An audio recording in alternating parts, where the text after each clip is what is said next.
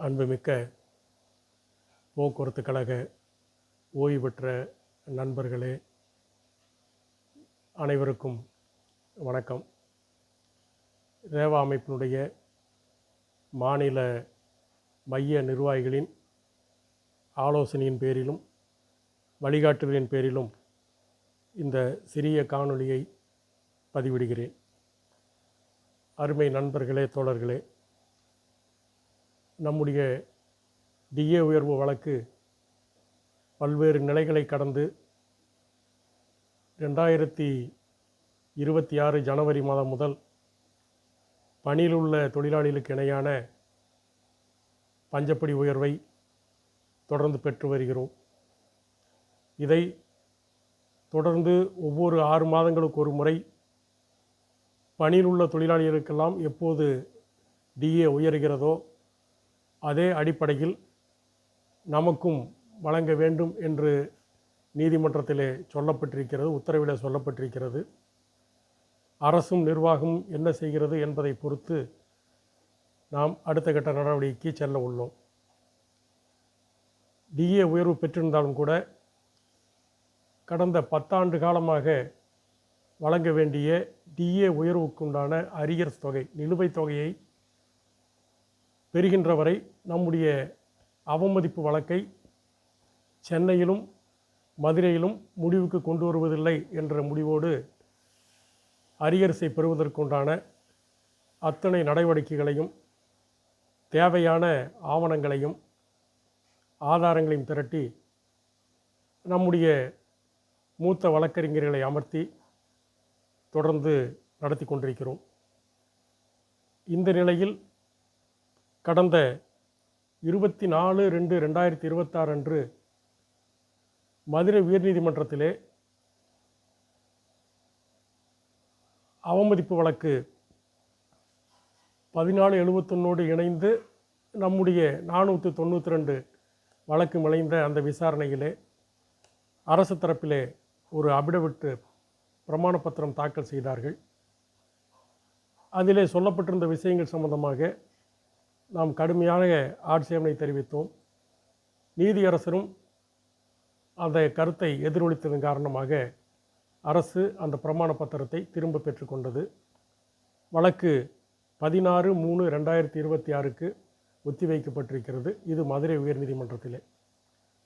சென்னை உயர்நீதிமன்றத்திலே நம்முடைய அவமதிப்பு வழக்கு 240/2025 தொடர்ந்த விசாரணையில் கடந்த 27/2/2026 அன்று அரசு தரப்பிலே ஆஜரான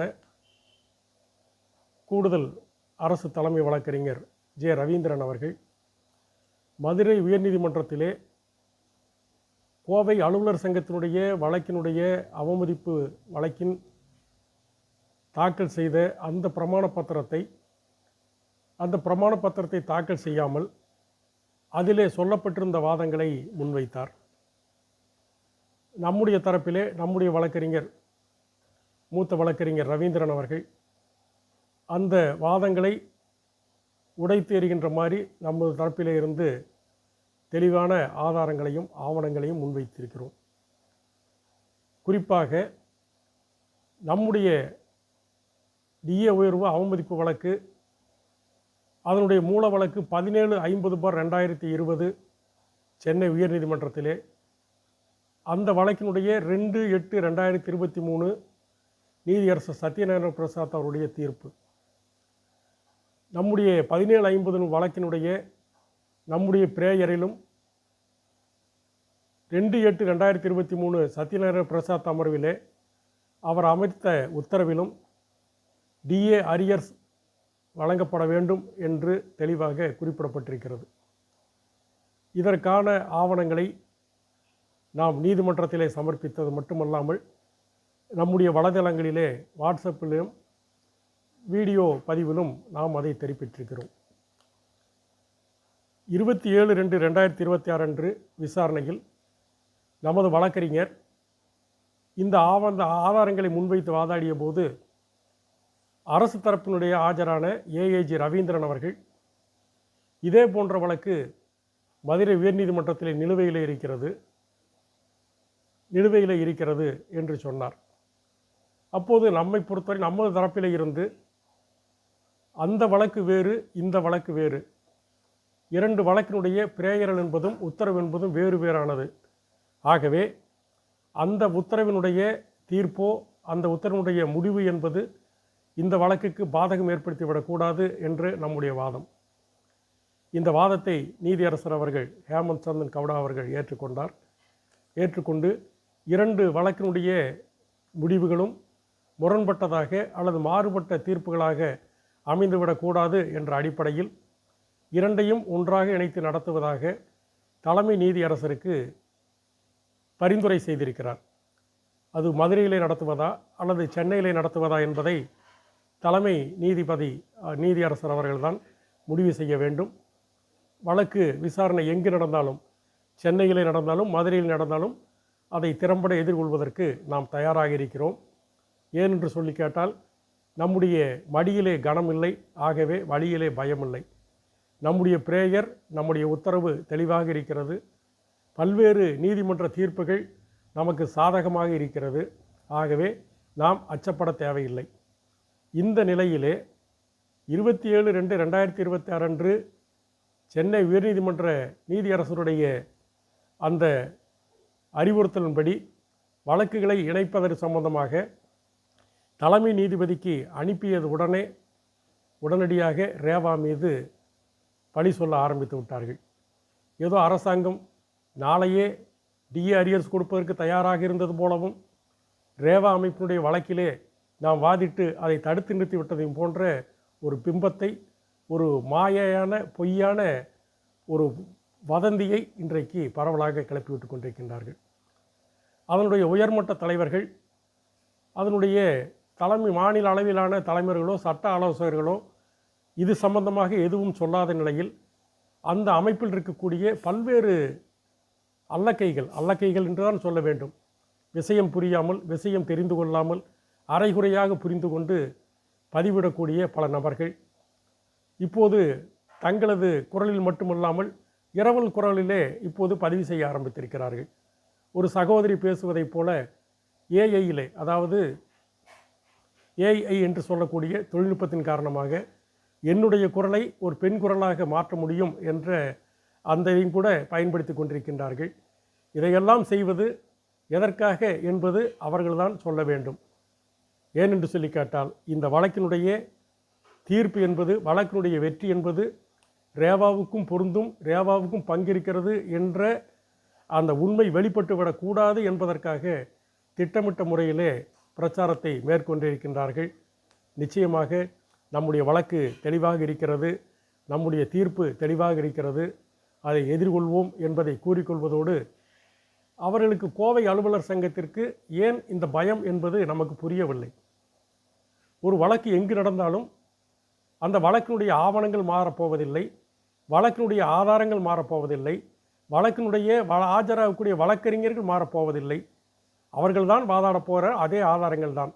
அப்படி இருக்கின்ற போது ஏன் அவர்களுக்கு இப்படி ஒரு பயம் என்பதை அவர்கள்தான் தெளிவுபடுத்த வேண்டும். அந்த அடிப்படையிலே இப்படிப்பட்ட பொய்யான அந்த வதந்திகளுக்கு, பொய்யான அந்த செய்திகளுக்கு நமது காதுகளை கொடுக்க வேண்டாம். நம்முடைய உறுப்பினர்களை தெளிவுபடுத்த வேண்டும். நிச்சயமாக ரேவா அமைப்பு எந்த அமைப்புக்கும் சாய்த்ததல்ல.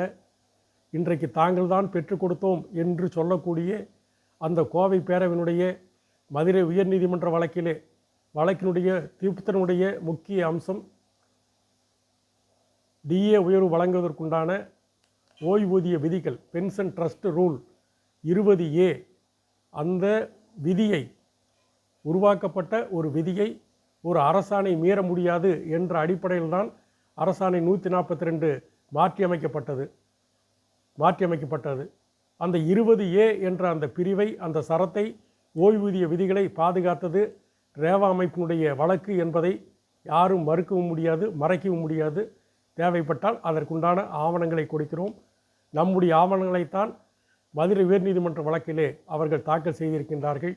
நம்முடைய 2012ஆம் ஆண்டினுடைய 34/530/2012 வழக்கினுடைய 2013ஆம் ஆண்டு தீர்ப்பு. அவமதிப்பு வழக்கு 830/2014 என்ற வழக்கினுடைய 8/12/2024 அன்றைய தீர்ப்பு. அந்த தீர்ப்பு வழங்குவதற்காக அன்றைய போக்குவரத்துறை செயலாளர் அளித்த எழுத்துப்பூர்வமான நீதிமன்றத்தில் சமர்ப்பித்த கடிதம். இதை காட்டித்தான் மதுரை உயர்நீதிமன்றத்திலே வாதாடினார்கள். ஆகவே ஏன் அதையெல்லாம் குறிப்பிட்டீர்கள் என்பது அவர்களைப் போல நாம் குறுகிய எண்ணத்திலே சொல்லுவதற்கு தயாராக இல்லை. ஒவ்வொரு வழக்கிலும் தேவையான ஆவணங்களை, தேவையான ஆதாரங்களை எங்கிருந்து வேண்டுமானாலும் திரட்டி கொள்ளலாம், எதை வேண்டுமானாலும் பயன்படுத்திக் கொள்ளலாம் என்ற அடிப்படையில்தான் அது அங்கே வாதிடப்பட்டது, உத்தரவும் பெறப்பட்டது. இந்த நிலையில் தொடர்ந்து ரேவாவுக்கு எதிரான இப்படிப்பட்ட பொய் பிரச்சாரத்தை மேற்கொண்டிருக்கின்றார்கள். அதை அவர்கள் தவிர்த்து கொள்ள வேண்டும், அல்லது நம்முடைய உறுப்பினர்கள் அதற்கு தகுந்த பதிலடி கொடுப்பார்கள். நீங்கள் பேசக்கூடிய அதே மொழியை விட மிக மோசமான வார்த்தைகளை கூட பேசுவதற்கு எங்களாலும் முடியும், எங்களது உறுப்பினர்களாலும் முடியும். ஆனால் எங்களை பொறுத்தவரை நியாயமான முறையில் ஜனநாயகபூர்வமாக மாற்று கருத்துக்கும் மதிப்பளிக்கின்ற விதமாகத்தான் நம்முடைய பதிவு இருக்கிறது.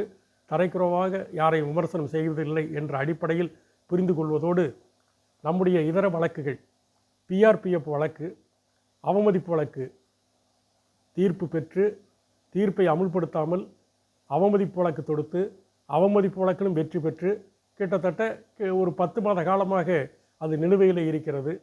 இடையிலே கோவை பேரவை அந்த வழக்கிலே இணைந்து கொண்டது. சென்னையில் நடக்கூடிய அந்த வழக்கிலே இணைந்து கொண்டார்கள். ஆனால் அவர்கள் கேட்பதெல்லாம் பிஆர்பிஎஃப் வழக்கு என்னானது, ரேவா வழக்கு காலதாமதப்படுத்தி கொண்டிருக்கிறார்கள் என்று. ரேவா காலதாமதப்படுத்துகிறது என்று சொல்லக்கூடிய நீங்கள் அந்த வழக்கில் இணைந்தீர்களே, என்ன செய்து கொண்டிருக்கிறீர்கள், ஏன் இத்தனை மாதங்களாக உறங்கிக் கொண்டிருக்கிறீர்கள் என்ற கேள்வியை நாமும் கேட்க முடியும். ஆனால் உண்மை அதுவல்ல. அந்த வழக்கை விசாரித்த நீதியரசர்கள் 2 பேர் விசாரித்தார்கள்.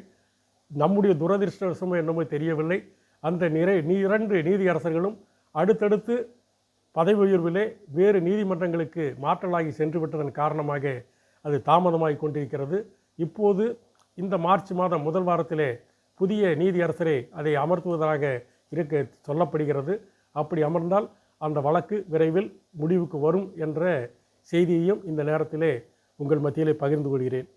அதோடு இன்னொரு வழக்கு, மதுரையிலே நாம் தொடுத்த ஒப்பந்த உயர்வுகளை ஓய்வூதியர்களுக்கும் ஓய்வூதியத்தில் இணைத்து வழங்க வேண்டும் என்ற அந்த வழக்கு 2015 துவங்கி இன்றைக்கு கோவை பேரவையின் அங்கமாக இருக்கக்கூடிய திருச்சி பேரவையினுடைய அந்த வழக்கினுடைய தோல்வியால் நம்முடைய வழக்குக்கு பின்னடைவு ஏற்பட்டு அதை எதிர்த்து நாம் மேல்முறையீடு செய்து, அந்த மேல்முறையீடு கடந்த 2025 டிசம்பர் மாதம் 24ஆம் தேதி முடிவுக்கு வந்திருக்கிறது. மேல்முறையீடு தள்ளுபடி செய்யப்பட்டிருக்கிறது. அதற்குண்டான காரணங்களை, தள்ளுபடி செய்யப்பட்டதற்குண்டான காரணங்களை நாம் நம்முடைய மூத்த வழக்கறிஞர், பல்வேறு வழக்கறிஞர்கள், முன்னாள் நீதியரசர்களெல்லாம் கலந்து பேசி அது சம்பந்தமான பல்வேறு விவரங்களை திரட்டி அந்த தீர்ப்பை எதிர்த்து மறு சீராய்வு மனு, ரெவ்யூ பெட்டிஷன் போடுவது என்ற முடிவெடுத்து, அந்த சீராய்வு மனு என்பது, ரெவ்யூ பெட்டிஷன் என்பது மதுரையிலே உயர்நீதிமன்றத்திலே தாக்கல் செய்யப்பட்டு விட்டது. அது நம்பராகி இருக்கிறது, விரைவிலே விசாரணைக்கு வரும். அந்த வழக்கையும் நாம் திறம்பட நடத்தி ஒப்பந்த உயர்வுகளை ஓய்வூதியர்களுக்கும் வழங்க வேண்டும் என்ற தீர்ப்பையும் நாம் பெறுவோம் என்ற புரிதலோடு நம்முடைய தோழர்கள், நம்முடைய நண்பர்கள், நம்முடைய அமைப்புக்கு எதிராக கிளப்பக்கூடிய பொய் செய்திகளை, பொய் பிரச்சாரங்களுக்கு தகுந்த பதிலீடு கொடுக்க வேண்டும். யாருக்கு எந்த செய்தி வந்தாலும் அவர்களுக்கு தெரிந்த முறையில், தெரிந்த வரையில் அவர்கள் அதற்கு பதில் சொல்வது தான் பொருத்தமாக இருக்கும் என்ற அடிப்படையில் இதை புரிந்து கொண்டு, வருகின்ற 17/3/2026 அன்று சென்னையிலே நம்முடைய மறைந்த முன்னாள் பொதுச் செயலாளர் தோழர் கர்சன் அவருடைய நினைவஞ்சலி கூட்டலம் ஏற்பாடு செய்யப்பட்டிருக்கிறது. கிட்டத்தட்ட ஒரு 21 ஆண்டு காலம் போக்குவரத்து கழக ஓய்வூதியர்களுக்காக பாடுபட்ட, அது அரசு துறையில் இருந்தவர்களாகட்டும், அரசு போக்குவரத்து கழகத்திலே ஓய்வு பெற்றவர்களாகட்டும், அவர்களுக்குண்டான வழக்கை உச்சநீதிமன்றத்திலும், போக்குவரத்து கழக ஓய்வூதியர்களுக்குண்டான வழக்கை சென்னை மதுரை உயர்நீதிமன்றத்திலும் மிக தெளிவாக எடுத்துரைத்து, மிக தெளிவாக அதற்குண்டான ஆவணங்களை தயாரித்து திறம்பட நடத்தி மறைந்த தோழருக்கு நினைவஞ்சலி செலுத்துகின்ற விதமாக 17/3/2026 செவ்வாய்க்கிழமை மாலை 3 மணிக்கு பல்லவ நிலத்திலே, சென்னை பல்லவ நிலத்திலே ஏற்பாடு செய்யப்பட்டிருக்கிறது. வாய்ப்புள்ள தோழர்கள் அந்த நினைவஞ்சலி கூட்டத்திலும் கலந்து கொண்டு நம்முடைய மறைந்த பொதுச் செயலாளருக்கு நம்முடைய அஞ்சலியை செலுத்துவதற்கு தயாராக வேண்டும் என்று கேட்டுக்கொண்டு மீண்டும் அடுத்த காணொளியிலே சந்திப்போம். நன்றி, வணக்கம்.